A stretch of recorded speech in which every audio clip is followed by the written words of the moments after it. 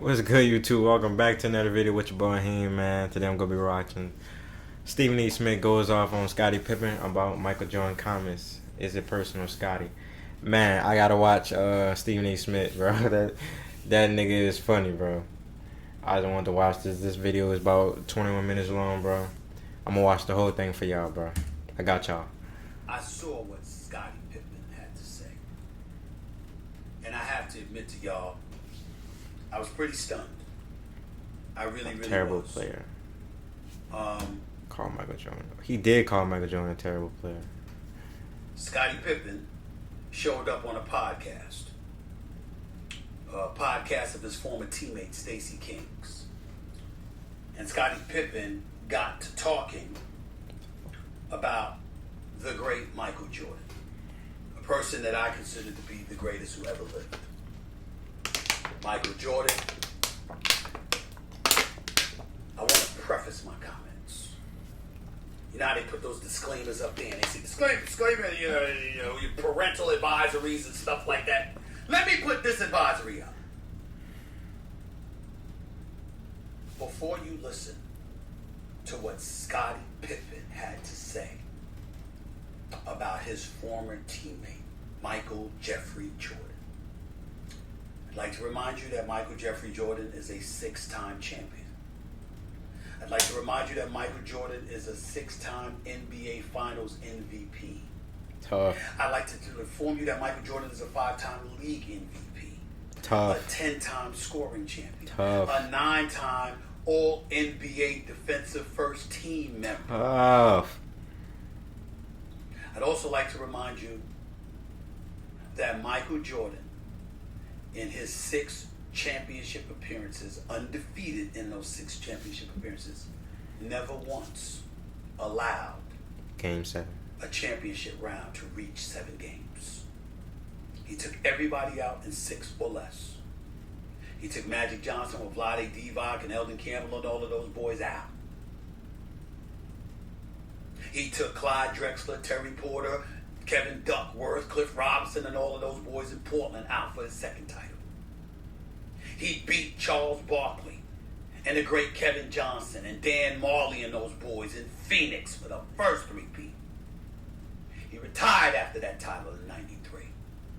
He was gone in the '93-'94 season. He came back with 17 games left in the '95 season, where they ended up losing in the 2nd round to the Orlando Magic.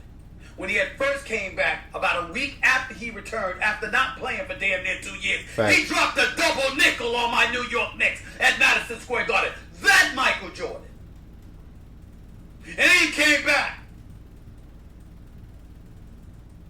And he won titles 4, 5, and 6 from 1996 to 1998. He beat Karl Malone and John Stockton and those boys. He beat Gary Payton and Sean Kemp. He beat Karl Malone and John Stockton again. That Michael Jordan. That is the same Michael Jordan that Scottie Pippen said this about. I seen Michael Jordan play before I came to play with the Bulls. You guys seen him play. He's a horrible player. Yeah, bro, you on crack, bro. What is you talking about, bro? I know you hurt, Scotty. I know you hurt. But this is some ludicrous shit that you saying, dog. Play with. He was all one-on-one. He's shooting bad shots. And all of a sudden, we become a team and we start winning. Everybody forgot who he was.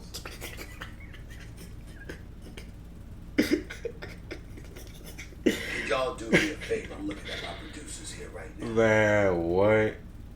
Because I had to stomach that before. I'm sorry, I ain't gonna pause it no more. But I know he called him a terrible player, but I ain't never seen that video, bro. What is he smoking on, bro? I took a little break.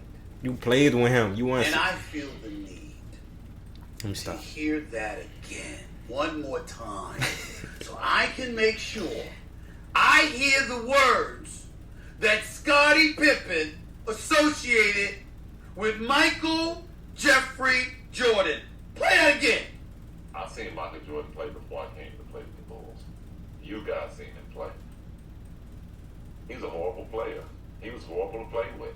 He was all one-on-one. He's shooting bad shots.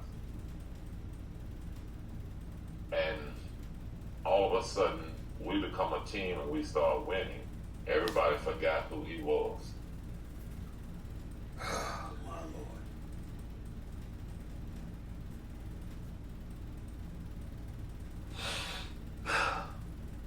Lord. Okay. Ladies and gentlemen, I would like to remind you all that Scottie Pippen was picked 5th overall. I think in the 87 draft, if I remember correctly. 3 years after Michael Jordan was in the league, Scottie Pippen first averaged 7 points his first year in the league, 14 points his second year in the league. We all know that Scottie Pippen was a great player. We all know he's one of the greatest players to have ever played the game of basketball.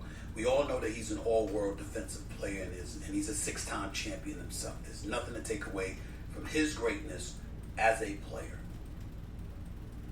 But he was second fiddle for a reason. You was right. Because anybody with eyes, doesn't even require 20/20 vision, by the way, knew that there was Michael Jordan and then there was everybody else. I would like to remind y'all that before Michael Jordan, years before Michael Jordan ever won a title, in 86 and 87 when they were swept in the best-of-5 series by the Boston Celtics, Larry Bird and them, even when he was swept in like 86 and he had dropped 63 in a game at the Boston Garden, the great Larry Bird called Michael Jordan God in gym shorts. God in gym shorts.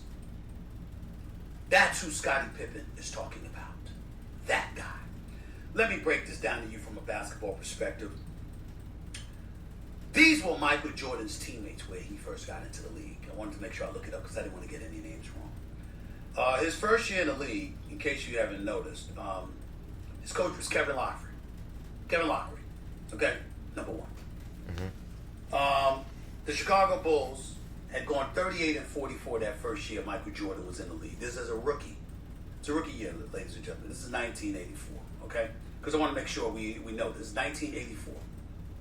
1984-85 season. Michael Jordan is a rookie out of the University of North Carolina.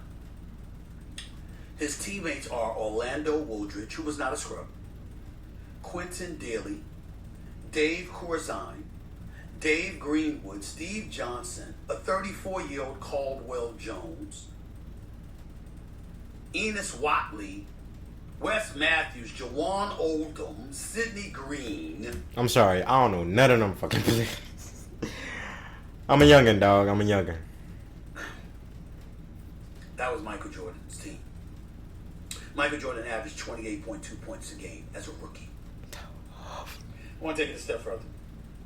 Okay? Because some of y'all forget sometimes.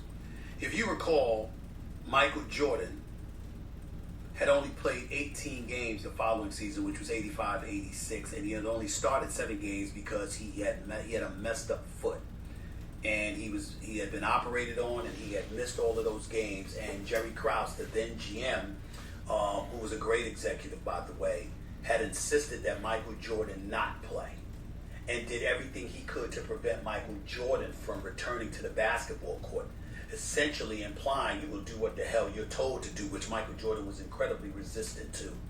That season, Michael Jordan averaged 22.7 a game in 18 games that he played due to the injury. From that point forward, I'm looking at my producers in here. I'm looking at all of y'all in here. I want everybody to pay attention to what I'm saying. This is Michael Jeffrey Jordan that we're talking about here. This was Michael Jordan's scoring averages on a minimum of 48% shooting from the field over the course of the next 7 years. 37, 35, 32.5, 33.6, 31.5, 30.1, 32.6. That's how much he was averaging? That's who we're talking about. We're talking about Air Jordan. We're talking about a dude that took the NBA into a stratosphere that is appropriately described as global, if not otherworldly. There's no dream team in Barcelona without Jordan. The NBA, as great as it was with Magic Johnson and Larry Bird being promoted extensively by the NBA, they altered their marketing plans because Nike had Jordan. And everybody wanted to see Jordan. Jordan was damn near as big as Michael Jackson. That's who Scottie Pippen just said was a horrible player. No cap, bro. Now, one could easily deduce what Scottie Pippen said and simply ask a very rhetorical question. If Jordan was horrible, what the hell did that make you? But that would be disrespectful to Scottie Pippen. And Scottie Pippen doesn't deserve that. But you know what Scottie Pippen deserves? He deserves to hear the truth. Somebody has to tell him. Several truths. That nigga don't give a fuck. Number one, you are not one. I have too much respect for Scottie Pippen to categorize him in this fashion. But how you sound on this particular footage of you talking about Michael Jordan, you sound like a damn fool. You sound like an ignorant dude that don't know the game. We know better than that. We know how brilliant you are at knowing the game, Scottie Pippen. We know how knowledgeable you are. So it only brings two other things to mind about you, bro. Envy and bitterness. Yep. Those are the two things. Yep. Let's count the ways. Number one, you aren't Michael Jordan. First of all, you knew that. You knew it when he left the game. You knew it when you would wear Jordan sneakers when you were on the court. And you would kick your feet up for the cameras to see what you clamoring for Michael Jordan to come back. You didn't hate him then. Damn. You didn't hate him when you needed him. Was it Jordan's fault in 1994 when you were going up against the Knicks in the Eastern Conference semifinals and it was game 3 and you refused to enter a game because Phil Jackson called the last play for Tony Kukoc instead of you? And Bill Cartwright, the veteran center, Bill Cartwright, that was a former Knick that got traded to the Chicago Bulls in the Charles Oakley deal years earlier, that he was sitting on the bench scolding you while the cameras were rolling? Wasn't it Bill Cartwright who was reduced to tears in the aftermath of Tony Kukoc hitting the game-winning shot that Phil Jackson had called for him against the New York Knicks in that game 3? Wasn't it Bill Cartwright that was reduced to tears because he looked you dead in your face in front of the whole team and talked about you quit on him and you let him down? Wasn't that you? Did Michael Jordan, was he at fault for that? Can anybody on this planet have ever imagined Michael Jordan refusing to enter the game because the final shot wasn't called for him? You know why you can't imagine that? Because Michael Jordan would have had the final shot called for him. And you know what Michael Jordan would have done? He would have kicked it to John Paxson, or he would have kicked it to Steve Kerr, or he would have kicked it to B.J. Armstrong, or Craig Hodges before them. I understand that there's a whole bunch of bitterness going on about Michael Jordan. I get all of that. Because Michael Jordan's clearly received entirely too much of the shine in some of his teammates' eyes. I've heard other teammates talking about him. But it amazes me how everybody want to engage in revisionist history and talk about him now. Well, why did you talk about him when he was popular? Why did you talk about him when y'all were playing with him? Why did you talk about him when he was on the court averaging over 30? Busting people's ass night in, night out. Intimidating folks in ways LeBron James never has. And it's not to throw shade on LeBron James. He throwing shade. I'm just saying, Michael Jordan was different. How come you didn't talk about him then? How come you didn't talk about him when he was in your face as your teammate, helping you become a champion 6 times over? How come that didn't happen then? Real If shit. somebody like Craig Hodges wants to be bitter about Michael Jordan, I'm down with that. Because I don't know the details. And even if I did, I wouldn't tell you without their permission as it pertains to Craig Hodges and Michael Jordan. But I will tell you this about Craig Hodges. He's a deep brother. He's a special man. And boy, was he a long-range sniper. He was something special. He really, really was. And that brother deserved to be a champion. He deserved to be on the Bulls roster for years to come. He deserved to be honored. So if there's any bitterness about him, I'm cool with it. If it's coming from him, I'm cool with it. But you, Scottie Pippen, you, Out of all people, son. Real shit, bro. you had an opportunity to win without Jordan. Facts. You didn't do it. You know, you probably bitter about that money that you didn't get from Jerry Reinsdorf, the owner of the Bulls, who implored you to your face, Do not sign this deal. This is not a good deal for you. I know the guaranteed money looks good right now, but it'll be a better deal for you in a year or two from now, and you wanted the money now. And so you took it when he advised you not to. And Jordan advised you not to, but you still signed the deal. Don't. And then ended up bitter because they wouldn't restructure your deal. And to some degree held that against Jordan. Did you hate him when he had the flu? Or was poisoned by some pizza delivered to his room or whatever it was against Utah in the finals? And he still went out there and dropped about 38? And when he hit the game-winning shot, came back to the bench and walking back practically collapsed in your arms. You had to hold him up because he was so sick. But you needed him to take that shot, didn't you? How about when your back gave out? We ain't bringing up the migraine in 88 when you couldn't go in a game 7 against Detroit. We ain't even bringing that up. Damn. When Jordan was reduced to tears because the championship kept evading him and he was crying in the arms of his father on the team bus because somehow, someway, yet again, you couldn't show up. There was an intestinal fortitude that you had when y'all were winning championships, but that had to be cultivated and developed over the years because earlier on in your career, Scottie Pippen, you didn't have it. He had it. And he had to carry the load and carry you. And look at how your game evolved. And look at how elite you became as a defensive player, as a ball handler, as a playmaker. Your game, to some degree, looked like it mirrored Jordan half the time. You were clearly learning from him, but now we want to forget that. Now we want to forget that, Scottie. And why are we doing that? Because your feelings are hurt about the last dance. Because Jordan had editorial control, according to you.